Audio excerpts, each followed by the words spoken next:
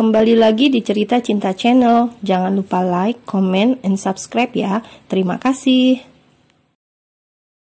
Nyonya Haidar dibawa ke rumah sakit beberapa saat kemudian karena beliau tidak hanya sekedar pingsan. Setelah Tiwi memanggil dokter, dokter menyarankan agar Nyonya Haidar segera dibawa ke rumah sakit agar mendapat penanganan terbaik. Tekanan darahnya lemah, badannya lemas, bangun sebentar, mengeluhkan sesak. Ibu mana yang tidak langsung drop dan down ketika dihadapkan pada kasus seperti Tiwi. Anak gadis satu-satunya hamil sebelum menikah. Lebih parahnya lagi, anak gadisnya itu tidak tahu identitas pria yang sudah berhasil membuahinya tersebut. Sungguh kepala Nyonya Haidar dibuat nyut-nyutan oleh Tiwi Isania Gunawan. "Lihat kamu, ini akibat ulah kamu yang tidak hati-hati, Tiwi," ujar Pak Burhan yang ingin marah semarahnya. Akan tetapi ia tahan karena sekarang ada di rumah sakit. Mungkin juga faktor umur, laki-laki itu terlihat gampang sekali emosi. Sementara itu, Tiwi hanya mampu menundukkan kepalanya. Dia tidak berani menatap mata sang papa. Laki-laki paruh baya bernama lengkap Burhanuddin Gunawan tersebut kelihatan sangat marah sekali pada putrinya. "Mau jadi apa kamu sekarang? Bagaimana nasib kamu? Pak Burhan terus saja mengintimidasi Tiwi, mungkin karena terlanjur kecewa berat. Samar-samar terdengar suara isak tangis Tiwi. Mereka sekarang ada di luar kamar rawat inap Nyonya Haidar. Sengaja biar Nyonya Haidar tidak mendengar kemarahan Pak Burhan. "Maafin Tiwi, Pak." Suara Tiwi serak saat minta maaf pada papanya. Ia sangat menyesal dengan apa yang ia lakukan, menyesal atas apa yang ia alami saat ini. Kalau waktu bisa diputar, Tiwi mungkin akan tidak membiarkan hal ini terjadi. Namun semua sekarang sudah terlambat. Ia tidak bisa memutar waktu, hanya harus bisa menerima kenyataan bahwa dia sekarang hamil padahal belum menikah. Mendengar permintaan maaf Tiwi untuk yang kesekian kali, Pak Burhan menghela nafas berat. "Kamu pikir semua masalah selesai hanya dengan kata maaf?" balas Pak Burhan menahan emosi. Semakin sesaklah Tiwi menangis. Pak Burhan yang tambah emosi akhirnya memilih masuk ke ruangan, menutup pintu dengan keras, mungkin juga sangat jengkel. Buak! Tubuh Tiwi sampai tersentak kaget. Tiwi lalu melihat sekitar, lorong panjang tanpa penghuni. Memang karena dia ada di kamar VIP yang pasti sepi, tidak berani masuk. Tiwi kemudian berjalan seorang diri menyusuri lorong. Sesekali ia mengusap pipinya sambil berpikir mau cari kemana ayah dari janin yang ia kandung. Gadis itu benar-benar dilema. Tidak terasa kakinya sampai di sebuah taman rumah sakit. Cukup ramai, ada beberapa pasien yang sedang mencari udara segar. Tubuhnya lelah, Tiwi sebenarnya butuh istirahat juga, apalagi dia kondisinya sedang hamil muda. Seharusnya tidak boleh terlalu banyak beban pikiran.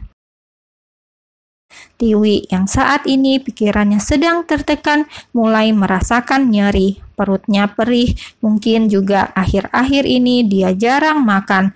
Beban mental akibat hamil tanpa suami membuatnya stres, dan kini ia mengalami kram seperti mau datang bulan.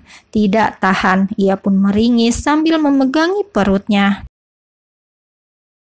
"Kamu kuat, Tiwi, kamu kuat. Tuhan tidak akan menguji umatnya melebihi batas kemampuan," gumamnya dengan mata sembab. Mamanya sakit, papanya sangat marah. Tiwi benar-benar tidak punya someone yang bisa memberikan dia support.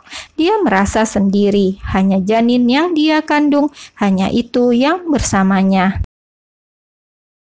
Apa Tiwi ingin menghilangkan janin tersebut?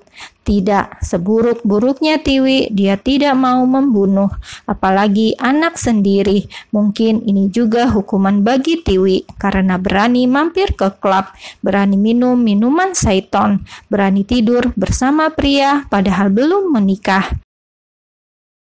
Tiba-tiba Tiwi merasakan sangat bersalah. Semua ini memang salahnya. Benar kata Papa, semuanya sudah terlambat kalau dia mengaku salah. Dengan sedikit kekuatan yang dia punya, Tiwi berusaha bangkit.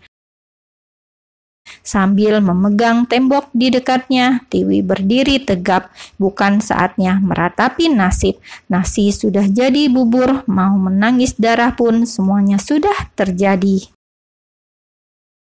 Esok harinya, Mama mau pulang saja, Pak. Nyonya Haidar memaksa pulang, padahal tensinya belum stabil. Kesehatan beliau masih buruk, tapi memaksa untuk tetap pulang. Mama di sini saja ya, pinta Tiwi. Nyonya Haidar langsung memalingkan muka, bukan benci sama Tiwi, namun gak sanggup membayangkan nasib cucunya nanti. Karena bakal tidak tahu siapa ayahnya yang sebenarnya, dosa apa di masa lalu. Kenapa nasib putrinya begini? Gagal nikah, hamil tanpa suami. Tap, tap, tap, seorang perawat masuk. Mbak, ini resep ibunya, bisa diambil di apotik. Perawat tersebut berbicara pada Tiwi. Tiwi pun mengangguk. Ia keluar, tidak lupa melirik sang papa yang tidak mengajaknya bicara setelah pertengkaran kemarin. Di apotik, Tiwi lupa tasnya masih dalam mobil. Ia pun ke parkiran dulu sebelum menebus resep obat sang mama. Sepanjang jalan, tatapan matanya kosong, lebih banyak melamun. Tempat parkir pagi itu cukup sepi. Tiwi pun membuka pintu mobilnya, mengambil sesuatu dari dalam sana. Saat ia mengambil sesuatu dari dalam mobil, sebuah mobil lain melintas di depannya. Di dalam mobil tersebut, Dito duduk di depan sambil melipat tangan. Wajahnya dingin, sedingin hatinya saat ini. Samuel sudah di Itali dan belum mendapat informasi apapun di sana. Sementara itu, Tiwi yang sudah mengambil barang miliknya kemudian menutup pintu mobilnya, lalu berjalan dengan lesu di area parkiran. Dan Dito yang tidak percaya dengan perkataan Dr. Richard kemarin, moodnya kembali memburuk. Tapi ia tidak mau di rumah sakit lama-lama. Dia tidak sakit, tapi sepertinya akan keluar negeri. Ia yakin tubuhnya bermasalah. Tapi bukan berarti ada gadis yang sudah hamil anaknya. Dia masih menepis dugaan tersebut. Dugaan yang baginya tidak masuk akal. Kini saat mobil melaju dengan pelan karena masih di area parkiran, dia kembali marah-marah pada sang driver. Suasana hatinya memang lagi kacau, bawaannya ingin marah-marah saja. Sudah persis ibu-ibu hamil yang sedang baper-bapernya. Kenapa lamban sekali? Omelnya. Pak supir hanya bisa menelan ludah. Sebagai bawahan sudah biasa sarapan omelan. Ia pun kembali fokus menyetir lagi. Namun tiba-tiba sang supir terkejut karena perintah Dito, tuan besarnya itu, yang mendadak minta mobilnya berhenti. "Stop!" seru Dito. Cit! Sang sopir menginjak pedal rem secara mendadak karena Dito juga bilangnya tiba-tiba. Klek, Dito langsung membuka pintu mobil. Ia turun dan menatap gadis yang berjalan di belakang mobilnya. Gadis itu, gumamnya dalam hati. Pertemuan tak terduga antara Dito dan Tiwi cukup membuat Tiwi terdiam untuk sesaat. Tiwi yang kala itu berjalan di area parkiran tidak sengaja menatap ke depan. Seorang pria berdiri tegak menatapnya tajam. Pria yang membuat hidupnya jadi jungkir balik tak karuan. Apa ini adalah ilusi? Aku bertanya-tanya tapi enggan mencari. Namun sekarang dia malah muncul di depanku. Aku sepertinya stres berat, membuatku berhalusinasi.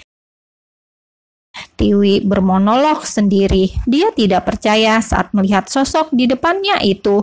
Mana mungkin pria yang ada di Italia tiba-tiba ada di depannya. Ini pasti karena dia stres berat.